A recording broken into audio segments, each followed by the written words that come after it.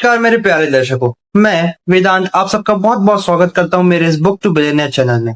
आज मैं आपसे एक बहुत इंटरेस्टिंग टॉपिक पे डिस्कशन करने वाला हूं, और अगर मैं कहूं कि जो मैं कहने वाला हूं वो आपको फाइनेंशियली स्टेबल बना सकता है, तो अगर आप एक ऐसे इंसान हैं जो अमीर बनने का सपना देखते हैं मगर पैसों को कहां और कैसे इन्वेस्ट किया जाए ये मालूम नहीं, तो मैं आपके लिए लाया हूं ये द साइकोलॉजी ऑफ मनी, जिसे लिखा गया है मॉर्गन हाउसल द्वारा और ये पब्लिश की गई थी 2020 में। इसमें बताया गया है कि बड़े बड़े बिजनेसमैन बिल्डर्स किस बेसिस पे डिसीजंस लेते हैं और कैसे अपने फाइनेंस को मैनेज करते हैं। तो अगर आप एक ऐसे इंसान हैं जो पैसों की पूरी मिस्ट्री को समझना चाहते हैं तो आपको एक बार साइकोलॉजी ऑफ मनी जरूर पढ़नी चाहिए। और अगर आप टाइम नहीं दे पा रहे हैं तो मैं इस पर एक पूरी प्लेलिस्ट भी बना दूंगा।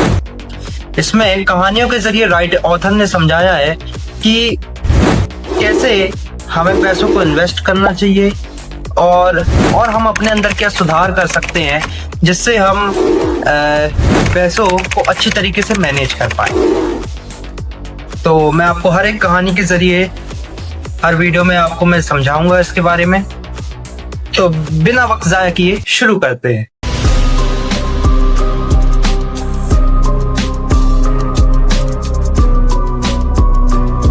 अक्सर क्या होता है कि मोस्टली पीपल अपने फाइनेंशियल डिसीजन को उस ढंग से लेते हैं जिस ढंग से दुनिया को देखने का उनका नजरिया है, जिस ढंग से वह दुनिया को देखते हैं, और इसी कारण से बहुतों के डिसीजंस गलत साबित होते हैं क्योंकि उन्होंने अपने डिसीजंस को अलग अलग बेसिस पे आइडेंटिफाई नहीं किया, प्रीवियस हिस्ट्री को चेक नहीं किया और मार्केट की एग्जैक्ट कंडीशन पे भी ध्यान नहीं दिया। इसी कारण वो पैसों को अच्छी तरीके से मैनेज नहीं कर पाते और हमेशा के लिए सफर करते रहते हैं। अगर मैं इसे आपको और बारीकी से समझाऊं तो मैं आपको एक शॉर्ट स्टोरी के जरिए सुनाता हूं। मैं आपको विनोद और नवीन की स्टोरी के जरिए इसे समझाता हूं। विनोद और नवीन दोनों आपस में एक बहुत अच्छे दोस्त थे। दोनों एक ही कॉलेज से पास आउट हो चुके थे। विनोद एक बहुत बड़े बिजनेसमैन का लड़का था और वहीं दूसरी तरफ नवीन एक बहुत पुअर फैमिली से बिलोंग करता था।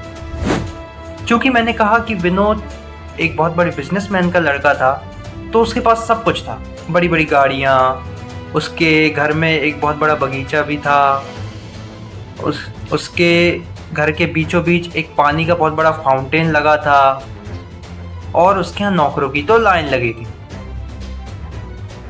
एक दिन क्या हुआ दोस्तों कि विनोद के पापा सडनली हार्ट अटैक से उनकी डेथ हो गई, और जब विनोद के पापा की डेथ हो गई तो बिजनेस का पूरा जिम्मा विनोद के ऊपर आ गया।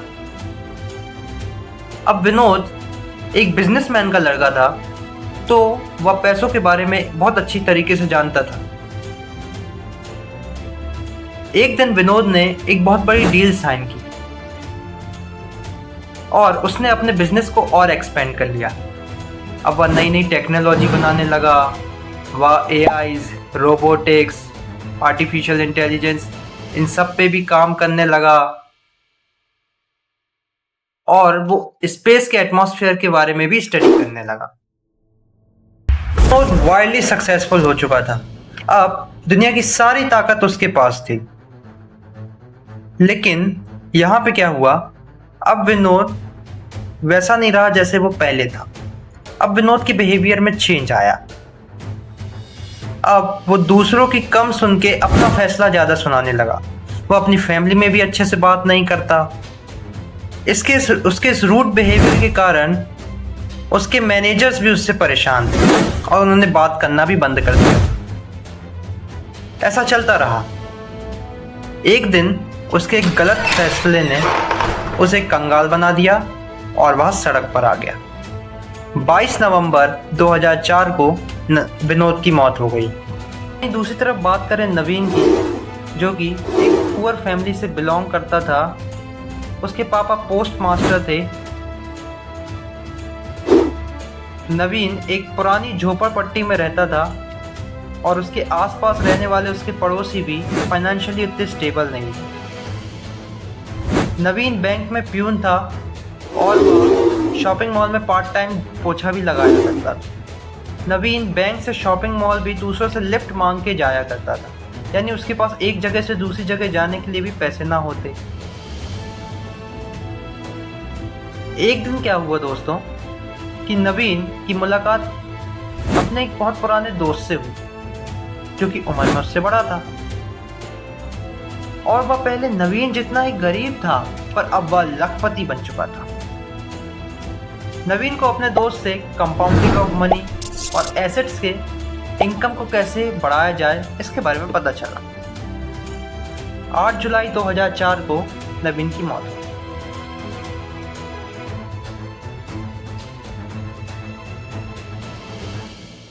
मोहल्ले का एक ऐसा लौता शख्स था जिसके पास BMW थी। तो क्या ऐसी चीज है जो नवीन को विनोद से अलग बनाती है? दोनों बहुत ही अच्छे दोस्त थे, दोनों ने एक ही कॉलेज से पढ़ाई पूरी की थी, दोनों ही पढ़ाई में बहुत अच्छे भी थे, दोनों ही अपने कामों को अच्छी तरीके से मैनेज कर पाते थे। तो क्या कारण है जिससे विनोद अमीर से गरीब बना और नवीन गरीब से अमीर? जवाब है, doing well with money isn't necessary about what you know, it is about how you behave, and behavior is hard to teach even really to smart people. आप पैसों के बारे में कितना जानते हैं, आप उसे कितनी अच्छी तरीके से मैनेज कर पाते हैं, ये कुछ मैटर नहीं करता, बल्कि आप उस टाइम पे किस तरीके से बिहेव करते हैं ये मैटर करता है। और इसलिए इस बुक का नाम साइकोलॉजी ऑफ मनी रखा गया है कि पैसों की पूरी साइकोलॉजी है, आपकी बिहेविंग की साइकोलॉजी, कि आप कब किस तरीके से बिहेव करते हैं, कब कौन सा एक्शन लेते हैं कि जो सही हो, उसके लिए आपके माइंड में क्लैरिटी भी होनी चाहिए। और यही ये बुक बार बार कहती है। विनोद इसलिए गरीब नहीं बना क्योंकि उसे पैसों की समझ नहीं थी या वह पैसों को अच्छी तरीके से मैनेज नहीं कर पाता था, नो, बल्कि इसलिए क्योंकि वो गलत टाइम पे गलत तरीके से रिस्पॉन्ड करता था, उसके बिहेव में चेंज आ गया था।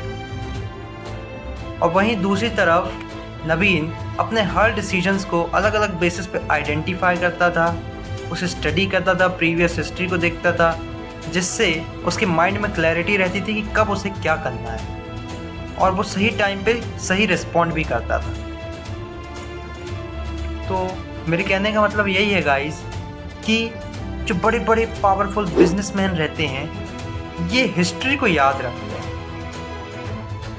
इनके माइंड में क्लैरिटी होती है, इन्हें पता है कि कब इन्हें क्या करना है, हिस्ट्री को याद रखते हैं कि पहले क्या हुआ था, और इस बेसिस पे उसे आइडेंटिफाई करते, पूरी स्टडी करते, एक स्प्रेडशीट बनाते।